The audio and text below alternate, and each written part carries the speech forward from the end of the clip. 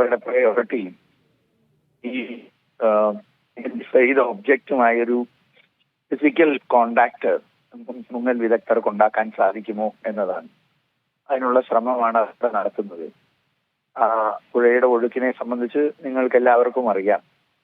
വടക്കൻ കേരളത്തിലും വടക്കോട്ട് ബോംബെ വരെയുള്ള പ്രദേശത്തും മഴ തുടരുവാണ്. അതുകൊണ്ട് ഒഴുക്ക് സ്വാഭാവികമായി അടുത്ത ദിവസങ്ങളിലൊന്നും കുറയുമെന്ന് തോന്നുന്നില്ല. അതുകൊണ്ട് തന്നെ എന്തെങ്കിലും തടയണയോ മറ്റെന്തെങ്കിലും ഡൈവേർഷൻസോ ഉപയോഗിച്ചുകൊണ്ട് അവിടുത്തെ ആ ഭാഗത്തെ ഒഴുക്കിനെ ഒന്ന് കുറച്ചിട്ട് അവിടെ ഇറങ്ങി ഈ ഐഡന്റിഫൈ ചെയ്തിരിക്കുന്ന രണ്ട് കോണ്ടാക്റ്റുകളുമായി ഒരു ഫിസിക്കൽ കോണ്ടാക്ട് എസ്റ്റാബ്ലിഷ് ചെയ്യാൻ പറ്റുമോ?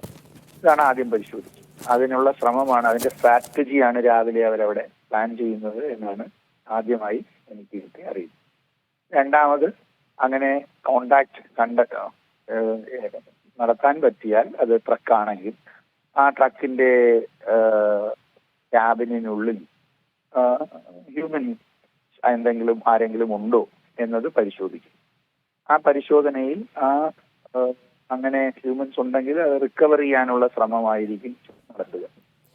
സാർ, ഇതില് ഈ വെള്ളം വഴിതിരിച്ചു വിടും. ഇപ്പൊ നേരത്തെ താങ്കൾ സൂചിപ്പിച്ചതുപോലെ അങ്ങനെ ഒരു തടയണ കെട്ടുന്നത് അടക്കമുള്ള കാര്യങ്ങൾ നേവി പരിശോധിക്കാനുള്ള സാധ്യതയുണ്ടോ? കാരണം ആ ഭാഗത്തേക്ക് ഒഴുക്ക് കൂടുതലാണ്. ഈ നടുവിൽ മൺതിട്ടയുള്ളത് കൊണ്ട് തന്നെ വലിയ ഒഴുക്കായിരിക്കുമല്ലോ. അപ്പം അങ്ങനെ ഒരു തടയണ കെട്ടിയിട്ടൊക്കെയുള്ള ശ്രമം നടത്താനുള്ള സാധ്യത കാണുന്നുണ്ടോ? നമ്മൾക്ക് അതിനുള്ള സ്ട്രാറ്റജി അവർ രൂപപ്പെടുത്തുവാണ്. തടയണയിലൂടെ സാധിക്കുമോ, അതല്ല മറ്റെന്തെങ്കിലും വെസലുകൾ കൊണ്ടുവന്നിട്ട് അതിനെ തടയാൻ സാധിക്കുമോ, ഡ്രഡ്ജർ പോലെയുള്ളത്, അങ്ങനെയാണോ വേണ്ടത്? അത് അവിടുത്തെ പുഴയുടെ ഒഴുക്കും ഒഴുക്കിന്റെ ഗതിയും ഒഴുക്കിന്റെ വേഗതയും അനുസരിച്ചിട്ടായിരിക്കും തീരുമാനിക്കുക. ഇപ്പോ നിങ്ങൾക്ക് കാണാം, കുറച്ച് സമയത്തിനുള്ളിൽ അവര് ആ കറണ്ട് മെഷർ ചെയ്യാനായിട്ട് അവരവിടെ ഇറങ്ങും. എന്ത് കറണ്ടാണ് സബ്സർഫസിലുള്ളത് എന്ന് മനസ്സിലാക്കാൻ ആ മെഷർമെന്റിന് ശേഷമായിരിക്കും അവർ വളരെ ഒബ്ജക്റ്റീവായ ഒരു തീരുമാനം എടുക്കുക. നമുക്ക് കാത്തിരിക്കാം അവരുടെ സ്ട്രാറ്റജി എന്താണ് എന്നുള്ളത്. അവർ ആ മെഷർമെന്റ്സിനെല്ലാം ശേഷം തീരുമാനിച്ച് വ്യക്തമായി നമ്മളെ അറിയിക്കും.